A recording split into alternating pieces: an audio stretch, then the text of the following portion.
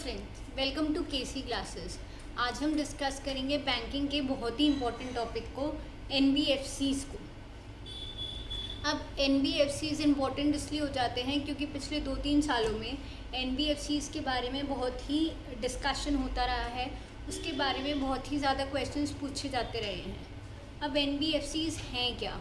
एनबीएफसीज़ हैं non banking financial companies.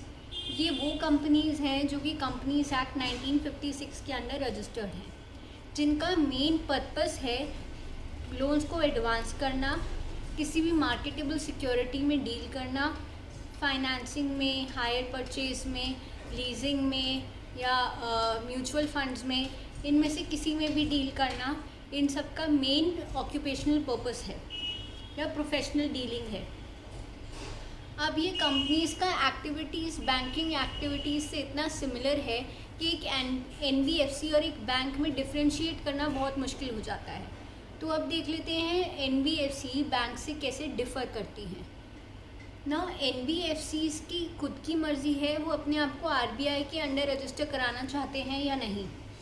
अगर उनको अपने आप को आरबीआई के अंडर रजिस्टर कराना है तो उनको 50-50 टेस्ट देना होता है। नॉर्मली इसको 50-50 टेस्ट इसलिए कहा जाता है क्योंकि अगर उनकी 50% income, gross income, financial income है या फाइनेंशियल एसेट से आने वाली इनकम है तो उनको एनबीएफसी बुलाना क्वालिफाई होगा और वो आरबीआई में रजिस्टर कर सकती हैं। दूसरा पॉइंट आता है, अगर उनके 50% असेट्स फाइनेंशियल असेट्स हैं, दैट मीन्स अगर उन्होंने लोन्स एडवांसेस दे रखे हैं या मार्केट में पैसे लगा रखे हैं या मार्केट से पैसे आते हैं, तो अगर ऐसा केस है तो फाइनेंशियल एक्टिविटी उनका मेन बिजनेस कहलाएगा। अगर वो ये 50-50 टेस्ट क्लियर करते हैं तो आरबीआई के वहाँ रजिस्ट्रेशन उनका कंपलसरी हो जाता है और आरबीआई एक्ट के अंडर वो रजिस्टर होते हैं। Now let's see main differences between banks and NBFCs. NBFCs can not give demand deposits. वो आपकी डिमांड पे आपको कभी भी मनी वापस नहीं दे सकती। There is a lock in period of 3 months। If you deposit money in any NBFC तो एटलीस्ट 3 months के लिए आप अपने मनी को विड्रॉ नहीं कर सकते। दीज आर द गाइडलाइंस जो आरबीआई ने एनबीएफसी के लिए इशू की है, तो वो मैंडेटरी हो जाता है ये हर एनबीएफसी के लिए फॉलो करना। प्लस आप चेक्स ड्रॉ नहीं कर सकते किसी भी एनबीएफसी पे। प्लस एनबीएफसी पब्लिक डिपॉजिट के अगेंस्ट लोन्स नहीं दे सकते, पब्लिक डिपॉजिट के अगेंस्ट लोन नहीं दे सकते। प्लस इंडिविजुअल पब्लिक को भी एज सच लोन नहीं दे सकते जैसे बैंक्स देते हैं। They give loans to retail customers and they give loans to MSMEs. MSMEs से यहाँ मतलब है मीडियम एंड स्मॉल एंटरप्राइजेस को, स्मॉल बिजनेसेस को वो फंड करते हैं। Now we all know banks fear such sectors, और बैंक ऐसे सेक्टर्स में लोन्स देने से डरते हैं। वही मार्केट कैप्चर करते हैं ये एनबीएफसीज़। जहाँ बैंक्स जाने से डरते हैं, जैसे कि मीडियम या स्मॉल एंटरप्राइजेस में मनी डूबने का ज़्यादा खतरा रहता है, तो वहाँ ये एनबीएफसीज़ जा कर के लेंड करते हैं और अपनी इन्वेस्टमेंट्स करते हैं। नाउ वर्किंग साइकिल क्या होता है एनबीएफसी का और वो बैंक की साइकिल से कैसे डिफ़र करता है। बैंक की साइकिल बहुत सिंपल होती है। They take loan and they give loan. वो पब्लिक से ही लोन्स लेते हैं और वो पब्लिक को ही लोन्स देते हैं। नाउ एनबीएफसीज़ तो डायरेक्टली पब्लिक डिपॉजिट से लोन्स नहीं दे सकते, तो उनको फ़ंड रेज करने के लिए और ऑल्टरनेटिव तरीक़ों से फ़ंड्स रेज करना पड़ता है। जैसे कि वो फ़ंड्स रेज करते हैं कमर्शियल बैंक्स या प्राइवेट बैंक्स के थ्रू, प्लस कमर्शियल पेपर्स को सेल करके वो फंड्स को इकट्ठा करते हैं, और जब पूलिंग ऑफ फंड्स हो जाता है तो वो मनी को लेंड करते हैं रिटेल कस्टमर्स या एमएसएमईज को। ये हो गई बेसिक साइकिल। अब फ्लो कहाँ आता है? फ्लो आता है जब वो शॉर्ट टर्म का कमर्शियल पेपर बेच के लॉन्ग टर्म का लोन देते हैं। Let us discuss about this NBFC crisis. NBFC crisis के अंडर हुआ क्या था जो इतना ज़्यादा डेट क्रिएट हो गया। नाउ जब हम बात करते हैं एनबीएफसी क्राइसिस की, तब आती है बात एनपीएस की।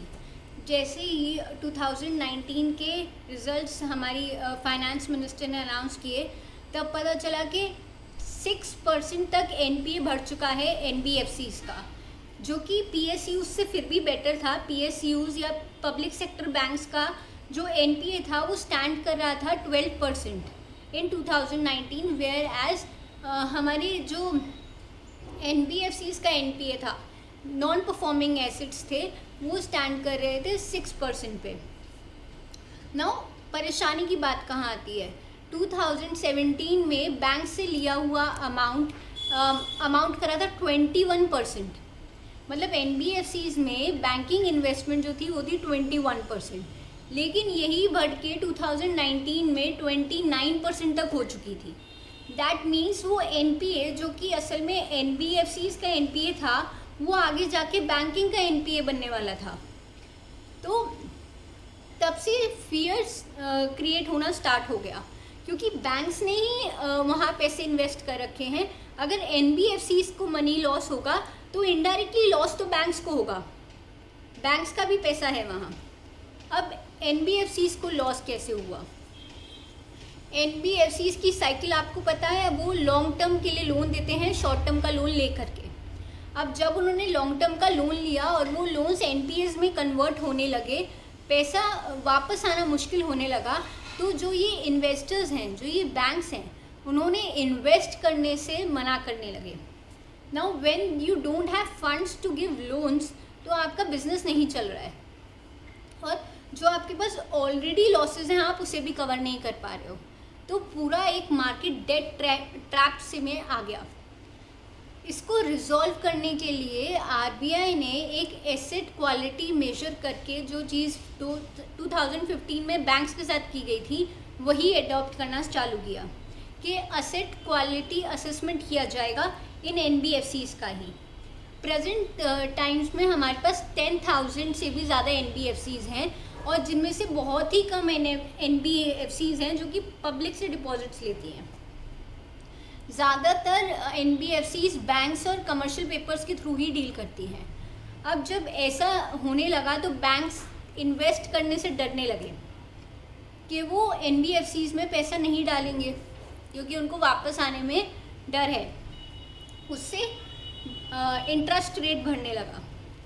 दैट मीन्स अगर आप रिस्क ले रहे हो तो आपको हायर रिटर्न भी चाहिए, तो आप ज़्यादा रेट पे उनको मनी लेंड करने के लिए तैयार हो। अब उसमें NBFCs को कॉस्ट बढ़ने लगी। अब आप एक सिस्टम समझिए, अगर मैं एक रियल एस्टेट बायर हूँ और मैं NBFC के पास जाती हूँ कि भाई आप मेरे को फंड्स दे दो, मैं यहाँ इन्वेस्ट करना चाह रही हूँ।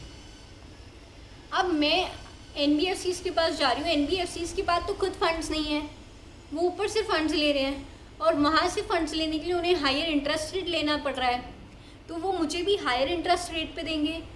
जब मैं कॉस्ट एनालिसिस करूँगी तो मुझे वो प्रोजेक्ट महंगा लगेगा। अब मुझे वो अगर प्रोजेक्ट महंगा लग रहा है तो मैं वो प्रोजेक्ट को आगे परस्यू ही नहीं करूँगी। तो इससे आ जाता है लिक्विडिटी क्रंच, और मार्केट फेलियर तक ये चीज़ पहुँच जाती है।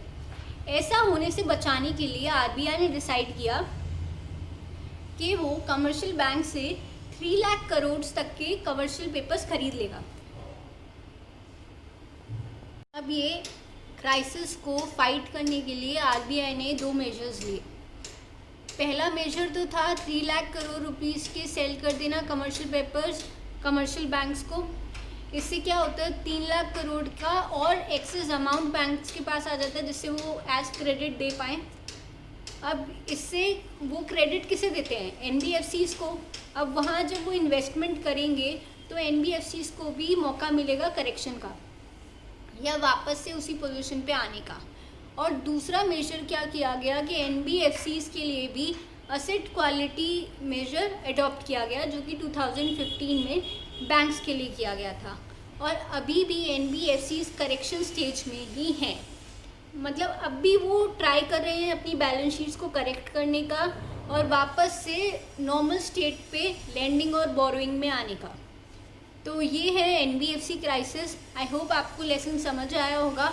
अगर कोई भी डाउट्स हैं तो प्लीज़ कमेंट सेक्शन में पूछिएगा, and please like share and subscribe to my channel. Thank you.